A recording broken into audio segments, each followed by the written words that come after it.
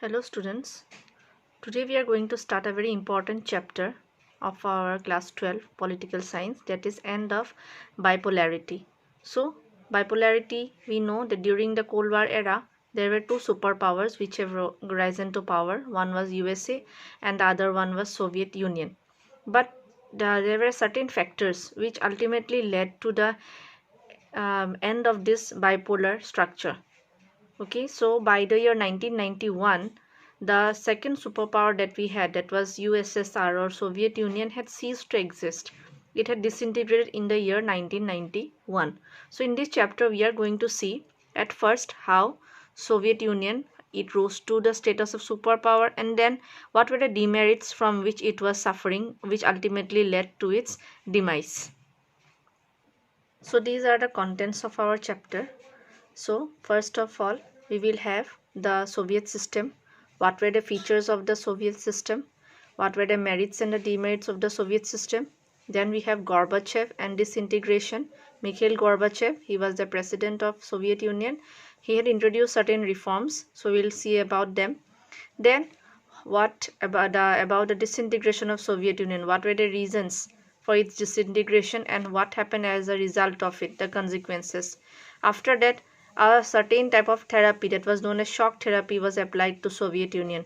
So what was the meaning of the shock therapy and what were the consequences of shock therapy? And lastly, India and the post-communist nations, India's relation with the post-communist countries.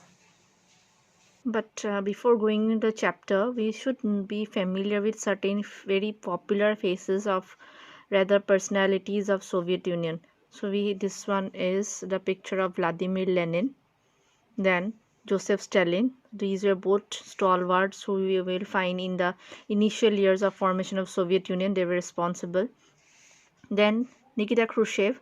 So you might have found him, or if you remember him during the Cuban Missile Crisis. Then we had Mikhail Gorbachev, Boris Yeltsin, Vladimir Putin. So Vladimir Putin, he came to the political power in in Russia actually. So our Soviet Union was succeeded by Russia. So Vladimir Putin at present you will find he is the president of Russia and he has been in power since the year 2000. Okay, so these are some of the very familiar and popular and important faces of Soviet Union. So the Soviet Union, which is officially known as the Union of Soviet Socialist Republics, was a federal socialist state that existed from 1922 to 1991 and was the largest country in the world. Area wise, it was twice as large as America and 7 times it was large as India. Its government and economy were highly centralized, that is, it was controlled by the state. It was a one-party state governed by the Communist Party. So it was the only political party which existed in USSR and Moscow was its capital. Now, if we look back into the background of USSR, it was formed in the year 1922. So it was formed after the October Revolution. It is also known as the Bolshevik Revolution, which had occurred in 1917. And it was led by Vladimir Lenin, who had overthrown the Russian provincial government, which had replaced the autocratic constitutional monarchy of the Tsar Nicholas II during the February Revolution of the same year. So Soviet Union was officially formed in the year 1922 by signing of a treaty, and at that time there were 4 republics: Russia, Transcaucasia, Ukraine and Belarus. So these 4 republics initially they had formed Soviet Union, and afterwards you will find that some other republics means nations, they went on adding up to Soviet Union. So ultimately we had 15 republics within Soviet Union. They were Russia, Ukraine, Georgia, Belarus, Uzbekistan, Armenia, Azerbaijan, Kazakhstan, Kyrgyzstan, Moldova, Turkmenistan, Tajikistan, Latvia, Lithuania and Estonia. So now we have the principles of the Soviet system. So the Soviet Union was based on the following principles. The economy was planned and controlled by the state. All the means of production, distribution were owned and controlled by the state. Okay, planned means everything was decided and by the government. Okay, so it is there that in the year 1928, Soviet Union had its first 5-year plan. So just imagine, we countries like India, we had our first plan maybe in the year 1951-52, but Soviet Union had its first 5-year plan in the year 1928 itself. Okay, after the formation of Soviet Union, all sorts of private property was abolished. All private properties that were that belonged to the nobles or the landlords, everything was confiscated, and collectivization of farming was introduced. Even in farming there was no privatization, there was collective farming introduction. Okay, and the government used to subsidize the basic necessities like education, healthcare. All these were subsidized. That means the government gave them at a discounted rate, so that a minimum standard of living for all its citizens is ensured. Then the Soviet system gave primacy to the state. The government was the most important thing, and the institution of the party. So here party means the Communist Party. Okay, so the Communist Party, the whole country, the whole system is centered around the Communist Party, and no other opposition party or political party was allowed. Then we have the meaning of socialist bloc. So socialist bloc, sometimes we also call it the communist bloc, sometimes we refer to it as the Soviet bloc, or sometimes it is also known as the Second World. So it was the group of East European countries which emerged after the Second World War. So together they are known as the socialist or Soviet bloc. So these countries were earlier under the fascist forces. After the Second World War, they were liberated by the Soviet army, and after they were liberated, they came and joined Soviet Union. So those countries were like Hungary, Poland, the German Democratic Republic, Romania, Czechoslovakia, okay, the Federal Republic of Yugoslavia. So these were some of the nations which joined the Soviet Union. And the communist states of Central and Eastern Europe, East Asia, Southeast Asia under the Soviet Union, they were known as together as the communist bloc or the Soviet bloc, and they existed during the Cold War in opposition to the capitalist Western bloc. Now, we said that Soviet Union was one of the superpowers during the Cold War. So what led to its status as a superpower? How it was giving a competition to the United States of America. So if we see the Soviet Union, it was the second largest economy of that time. Okay, and everything was planned, as I said earlier. Okay, and in Soviet Union, the Soviet economy was managed by 3 institutions. One was called the Gosplan, second is Gosneb, and third one is Gosbank. Okay, so Gosplan was the state planning commission. Okay, it used to do the entire planning for the entire Soviet Union, how much to produce, what to produce, okay, at what rate to sell. Everything was planned by this institution called Gosplan. Then we have Gosneb. So it was the state commission for materials and equipment supply. Okay, and Gosbank, it was the state bank, the national bank of Soviet Union. Okay, so through these 3 institutions the Soviet economy was managed.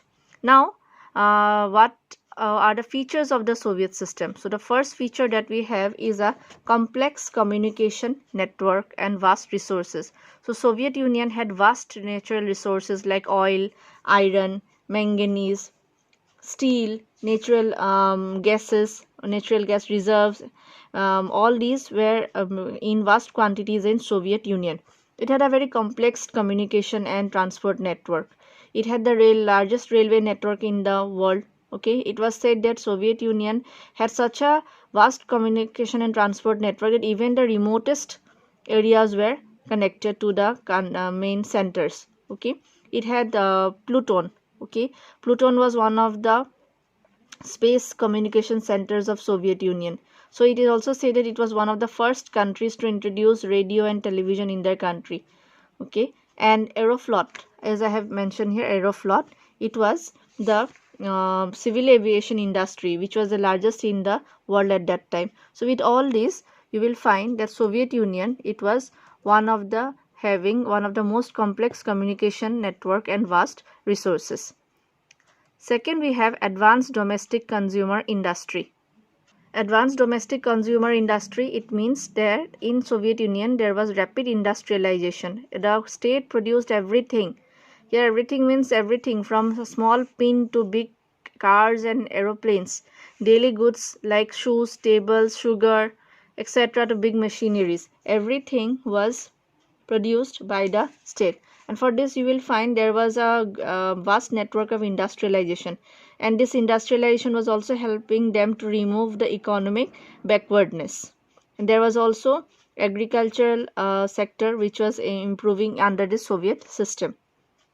Then third feature that we have is a minimum standard of living.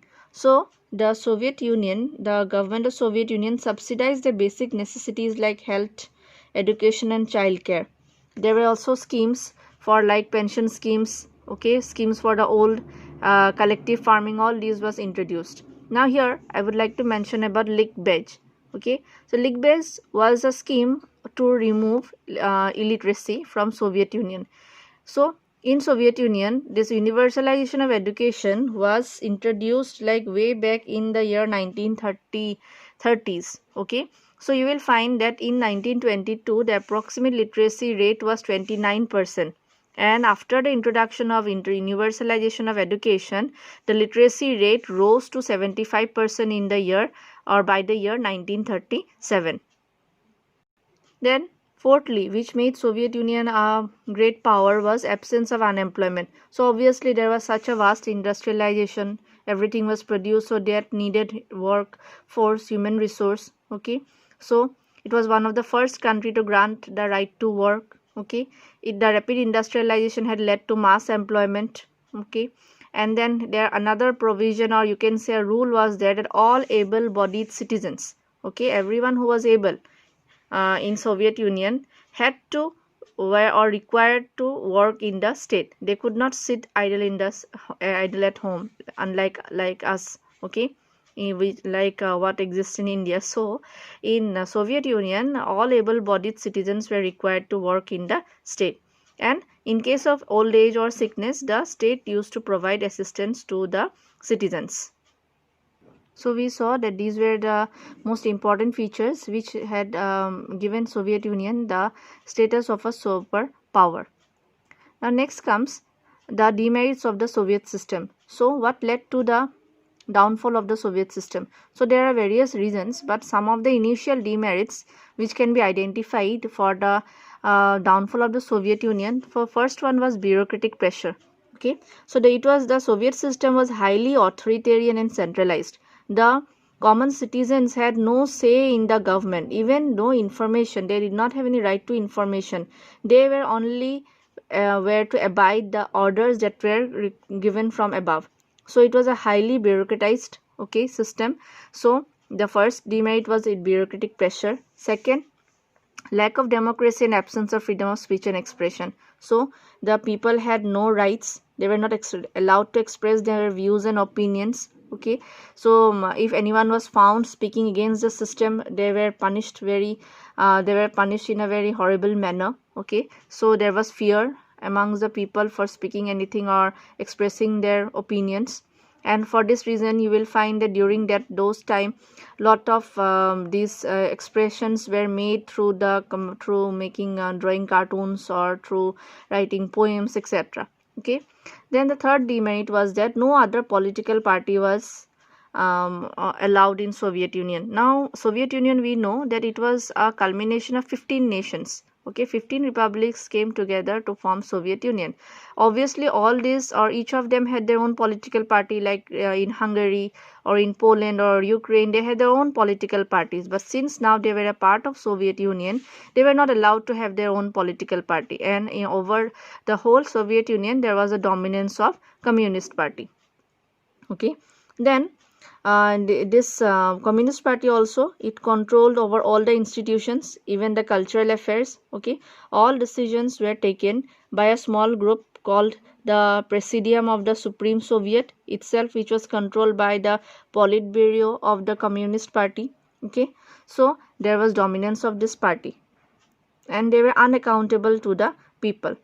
Then the next demerit that we have is dominance of Russia. So Russia was one of the republics among the 15 republics. Okay, I told about the names of the 15 republics. So Russia was just one of them, but it was seen that in all matters there was dominance of Russia. It was said that even in the cultural affairs, okay, Russian language was compulsorily introduced in the school subjects. So there was dominance of Russia over the other republics. And lastly, one of the main reasons which led to the disintegration or led to the anger among the people was the arms race. So in the first chapter we knew that the Soviet Union was engaged in arms race with USA, and during this arms race, although Soviet Union was able to match the arms race with USA, but for that it had to pay a very high cost. Its other sectors were being neglected. Okay, it produced nuclear and military arsenals in its own countries or in the satellite states, but for that other sectors like food, and as we know that Soviet Union, everything was produced by the government, no private production was allowed. So the other sectors, like there was a time when there was shortage of sugar, there was shortage of shoes, there was shortage of other commodities in Soviet Union. So that was one of the problems that it was facing. And also it lagged behind in technology. So the Western countries were advancing in technology, but the Soviet Union was far behind them. And then one after another it was getting engaged in the arenas. We saw that arenas of Cold War, so that was also creating a problem. Then ultimately in 1979 to 89, the Soviet Union had invaded Afghanistan. So during the Afghan invasion also had affected the economy very badly. There was shortage in consumer goods, food imports increased. So all this had led to a lot of hardships to the people. Ultimately the people were suffering. So these were the initial demerits of the Soviet system. So because of these demerits, ultimately it led to the downfall of the Soviet Union. So in our next class we will discuss in details about what are the other reasons which were responsible for the disintegration of Soviet Union. We have a topic on Mikhail Gorbachev. So that's it for today. So today we saw the meaning of socialist bloc, how Soviet Union was formed, okay, the features of the Soviet economy, and principles of Soviet system, history of its formation, and the merits and demerits of the Soviet system. So with this I end this class. Thank you.